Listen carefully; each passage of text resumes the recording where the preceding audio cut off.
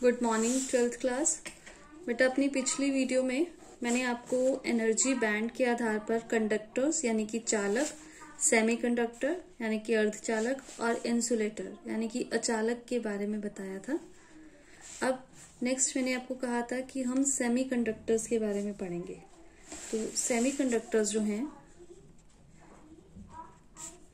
Semiconductors दो तरह के होते हैं। एक होता है शुद्ध या जिसको हम बोलते हैं इंट्रिंसिक,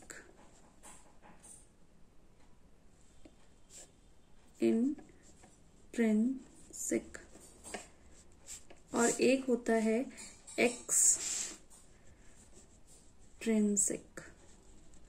या इसको अगर हम बिल्कुल प्रॉपर लैंग्वेज में बात करें तो ये होते हैं शुद्ध और ये होते हैं अशुद्ध। अब इसमें होता क्या है, इसमें जो सबसे पहले अब मैं शुद्ध की बात करूंगी। इंट्रिंसिक सेमीकंडक्टर,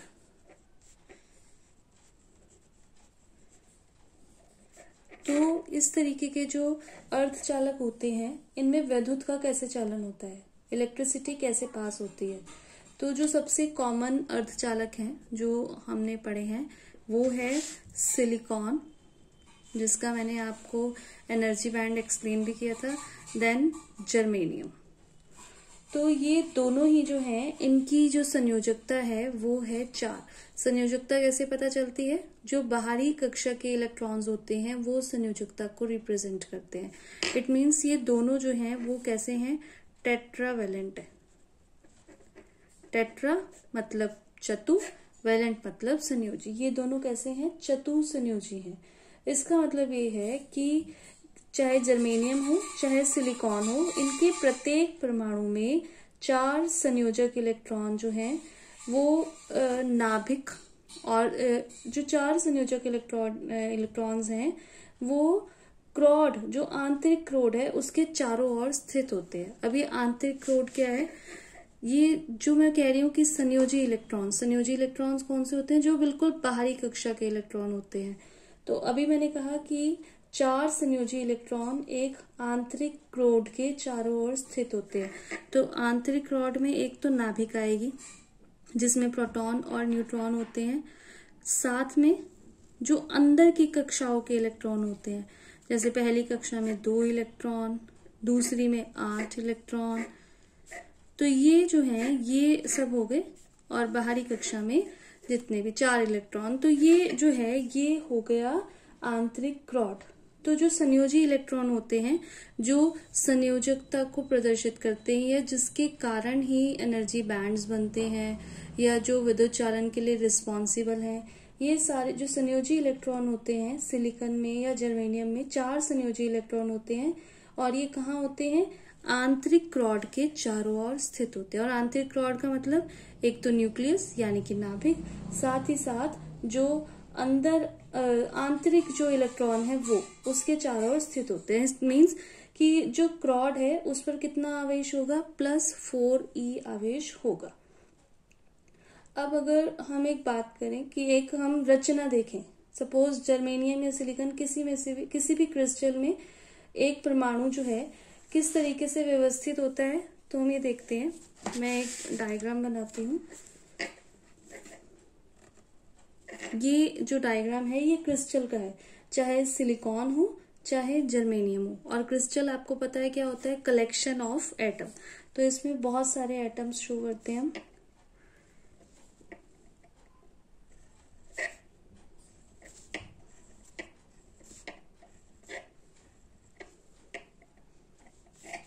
इसमें +4 ये क्रोड हो गई।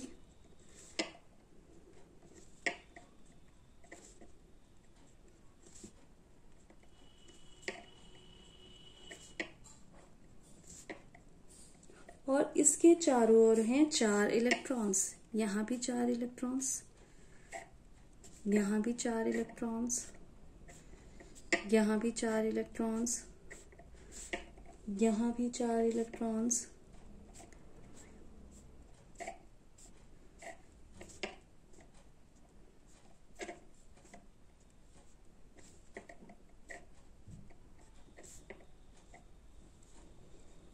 अब होता क्या है कि परमाणु के चारों ओर के जो चारों संयोजक इलेक्ट्रॉन हैं, ये चार जो इनके सबसे अधिक निकट वाले इलेक्ट्रॉन होंगे, उनमें से एक एक इलेक्ट्रॉन की शेयरिंग करके सह संयोजक बंध बनाते हैं। जैसे ये जो है, ये इसके साथ शेयरिंग कर लेगा, ये इसके साथ शेयरिंग कर लेगा, ये इसके साथ शेयरिंग कर लेगा, ये इसके साथ शेयरिंग कर लेगा, ये इसके साथ, ये इसके साथ।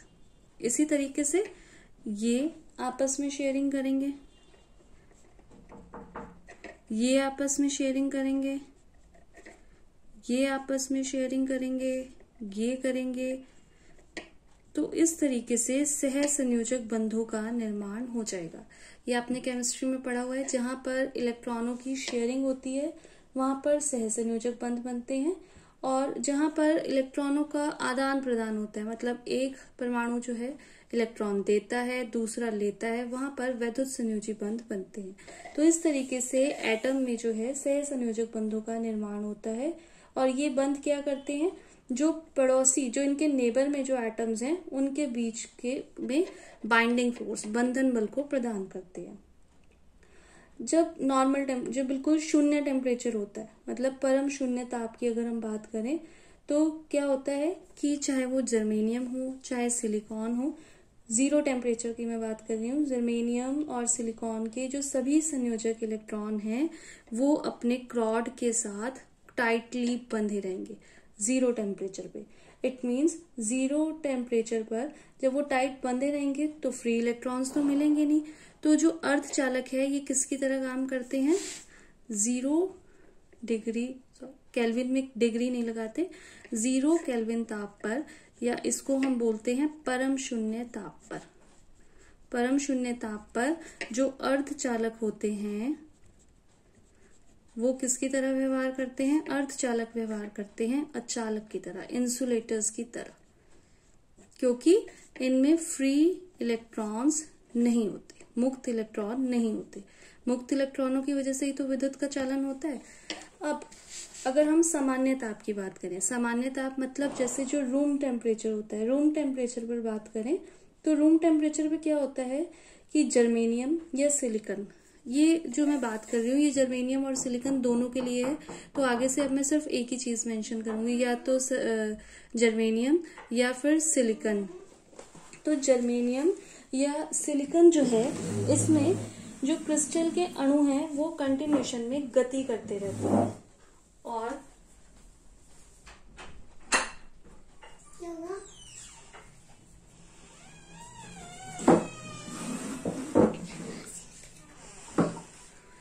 तो होता क्या है कि 0 डिग्री केल्विन ताप पर तो जो अर्धचालक हैं वो अचालक की तरह व्यवहार करते हैं। और अगर हम सामान्य ताप की बात करें तो सामान्य ताप पर क्या होता है कि जो जर्मेनियम क्रिस्टल का जो अणु होता है वो गति करता रहता है, और इस गति को हम बोलते हैं ऊष्मीय विक्षोभ, थर्मल एजिटेशन। ऊष्मीय विक्षोभ के कारण वो लगातार गति करता रहता है। तो इससे क्या होता है, जब गति करेंगे एटम्स तो कुछ जो संयोजी इलेक्ट्रॉन्स हैं वो गति करने के कारण इतनी ऊर्जा उनको मिल जाएगी कि वो क्या करेंगे कि इन सह संयोजी बंधों को तोड़कर वो मुक्त हो जाते हैं। और मुक्त हो जाएंगे तो अब वो क्या करेंगे, पूरे क्रिस्टल में गति करने लग जाएंगे। ये सामान्य ताप की, रूम टेम्परेचर की बात कर रही हूँ कि रूम टेम्परेचर में ऊष्मीय विक्षोभ यानी कि थर्मल एजिटेशन के कारण कुछ संयोजी इलेक्ट्रॉन को इतनी ऊर्जा मिल जाती है, तो उन्हें इतनी ऊर्जा वो गेन कर लेते हैं कि जो बॉन्ड्स बने होते हैं, संयोजक बंध बने होते हैं, उनको तोड़ देते हैं वो, और मुक्त हो जाते हैं और फिर क्रिस्टल में गति करने लग जाते हैं। तो इस तरीके से जो बॉन्ड्स को तोड़ के गति करते हैं उनको बोला जाता है मुक्त इलेक्ट्रॉन। अब ये मुक्त इलेक्ट्रॉन जो है ये कब गति करते हैं, अभी कोई बाह्य विद्युत क्षेत्र नहीं लगाया गया, सिर्फ नॉर्मल टेम्परेचर की बात हो रही है। तो अगर अब इस क्रिस्टल पर कोई विद्युत क्षेत्र भी लगा दिया जाए, बाहर से कोई जैसे बैटरी या सेल से इसको कनेक्ट कर दिया जाए, तो क्या होगा, ये जो मुक्त इलेक्ट्रॉन अभी रैंडमली इधर उधर कहीं भी मूव कर रहे हैं, जब बाह्य विद्युत क्षेत्र लगा दिया जाएगा, इसको किसी बैटरी या सेल से कनेक्ट कर दिया जाएगा, तो मुक्त इलेक्ट्रॉन रैंडमली गति के साथ साथ वैद्युत क्षेत्र की विपरीत दिशा में, क्योंकि इलेक्ट्रॉन्स हैं तो वैद्युत क्षेत्र की विपरीत दिशा में गति करेंगे, तो रैंडमली गति के साथ साथ वो वैद्युत क्षेत्र की विपरीत दिशा में भी गति करने लग जाते हैं। तो इससे क्या होता है कि जो क्रिस्टल है इसमें वैद्युत क्षेत्र की दिशा में ही विद्युत धारा बहने लग जाती है। अब अगर क्या हो, अभी जैसे मैंने आपको बताया कि रूम टेम्परेचर पर थर्मल एजिटेशन के कारण कुछ जो संयोजी इलेक्ट्रॉन्स होते हैं उनको इतनी एनर्जी मिलती है कि वो बॉन्ड्स को तोड़ देते हैं और बॉन्ड्स को तोड़कर वो गति करने लग जाते हैं। अब जब वो बॉन्ड्स को तोड़कर मुक्त हो जाएंगे तो क्या होगा, वहां पर एक इलेक्ट्रॉन की कमी हो जाएगी। सपोज यहाँ की अगर हम बात करें, इसको मैंने थोड़ा हाईलाइट कर दिया, तो यहां से अगर ऊष्मीय विक्षोभ के कारण इलेक्ट्रॉन रैंडमली कहीं भी गति करने लग गया तो यहाँ पे स्पेस खाली हो जाएगी। तो यहाँ पर जो स्पेस खाली हो जाती है, जो स्थान रिक्त हो जाता है परमाणु का, उसको क्या बोला जाता है, होल, या हिंदी में इसको बोला जाता है कोटर। ये वर्ड पहले भी आया हुआ है तो वहां आपको इतना क्लियर नहीं हुआ होगा कि ये होल या कोटर होते क्या है। अब आपको ये क्लियर हो गया कि होल या कोटर क्या होते हैं। होल मतलब इलेक्ट्रॉन्स जो हैं वो अपनी जगह को छोड़ के रैंडमली गति करने लगा, तो जो जगह खाली हो जाएगी उसको बोला जाएगा होल या फिर कोटर। अब क्या होता है कि ऊष्मीय विक्षोभ के कारण जो परमाणु है, परमाणु का जो एक सहसंयोजक बंध वाला जो परमाणु है वो दूसरे के निकट पहुंचता है। जैसे यहाँ वाला जो परमाणु है, यहाँ वाला जो इलेक्ट्रॉन है वो रैंडमली गति करने लगा, यहाँ पे खाली स्पेस बन गया। अब कहीं और से, सपोज यहाँ से ये वाला जो है, अब इसको इतनी एनर्जी मिल गई कि इसने क्या किया, इसको इतनी एनर्जी मिली कि अब ये मूव करने लग गया। ये मूव करके सपोज यहाँ आ गया, तो जब ये यहाँ आ गया तो यहाँ पर क्या हो जाएगा, अब यहाँ खाली स्पेस बन गया। ये तो फिल हो गया, पर यहाँ पर अब क्या हुआ, यहाँ पर खाली स्पेस बन गया। तो इसको अब जो होल पहले यहाँ था, अब होल कहाँ बन गया, अब होल यहाँ बन गया। तो पूरे इसी तरीके से अब सपोज ये वाला इलेक्ट्रॉन है, इसको इतनी एनर्जी मिली कि इसने बॉन्ड तोड़ा, ये गति करने लग गया और गति करते करते पहुंच गया यहाँ पर। तो जब यहाँ पहुंच गया तो यहाँ तो स्पेस फिल हो गया, और यहाँ पर क्या बन जाएगा, अब बन जाएगा यहाँ पर कोटर। तो इस तरीके से पूरे प्रोसेस में कोटर जो है वो अपनी प्लेस चेंज करते रहेंगे, एक जगह से दूसरी जगह वो शिफ्ट होते रहेंगे। ये प्रोसेस कंटिन्यूएशन में चलता रहेगा। तो पहले तो मैंने आपको ये बताया था कि इलेक्ट्रॉन्स जो हैं वो रैंडमली मूव करते हैं क्रिस्टल में। इस प्रोसेस में हमें ये पता कि चला कि होल्स भी जो है वो क्रिस्टल में मूव करते रहते हैं। अब अगर हम बाहर से कोई वैद्युत क्षेत्र लगा दें, बाहर से वैद्युत क्षेत्र लगाने पे क्या होगा कि जो कोटर हैं वो भी रैंडमली मूव करने के साथ साथ जो बाहरी विद्युत क्षेत्र की दिशा है उसमें ही चलने लग जाएंगे। इलेक्ट्रॉन्स, मैंने आपको बताया था, इलेक्ट्रॉन्स विद्युत क्षेत्र के विपरीत दिशा में चलते हैं और होल्स जो होते हैं वो वैद्युत क्षेत्र की दिशा में चलते हैं। ये दोनों में डिफरेंस है। तो इसका मतलब अब फिर से क्रिस्टल में धारा बहने लग गई। तो जो क्रिस्टल में धारा बहती है या विद्युत चालन होता है वो किसके कारण होता है, इलेक्ट्रॉन और कोटर, इलेक्ट्रॉन्स और होल्स दोनों की गति के कारण होता है। कई बार ऐसा होता है कि गति करते करते इलेक्ट्रॉन्स और कोटर जो हैं वो एक दूसरे से परस्पर कॉम्बिनेशन कर लेते हैं, उनका संयोग हो जाता है। तो जब संयोग हो जाता है तो क्या होता है कि ये दोनों बने कैसे थे, ये बॉन्ड्स टूटे थे तभी उससे ये बने थे। तो जब इनका कॉम्बिनेशन होगा तो वो बॉन्ड दोबारा से बन जाएगा।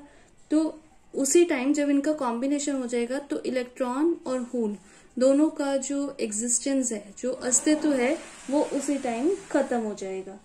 तो जैसे जैसे हम क्रिस्टल का ताप बढ़ाएंगे वैसे वैसे जो विद्युत चालकता होती है वो बढ़ जाती है, क्योंकि ताप बढ़ाने से जो कोटर और इलेक्ट्रॉन्स, फ्री इलेक्ट्रॉन्स उत्पन्न हो रहे हैं वो भी बढ़ते जाएंगे। पर ये हम जो बात कर रहे हैं सेमीकंडक्टर जो शुद्ध चालक होते हैं, इसमें क्या होता है कि बहुत कम सहसंयोजक बंध टूटते हैं। मतलब जैसे अगर हम जर्मेनियम की बात करें तो जर्मेनियम के 10⁹ एटम्स में से सिर्फ एक एटम जो है, एक एटम का बॉन्ड जो है वो टूटता है।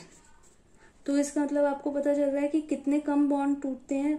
तो क्योंकि बॉन्ड कम टूटते हैं तो ये जो अर्धचालक होते हैं, शुद्ध अर्धचालक, इनकी चालकता भी बहुत कम होती है, तो उसको हम इतना यूज नहीं कर पाते।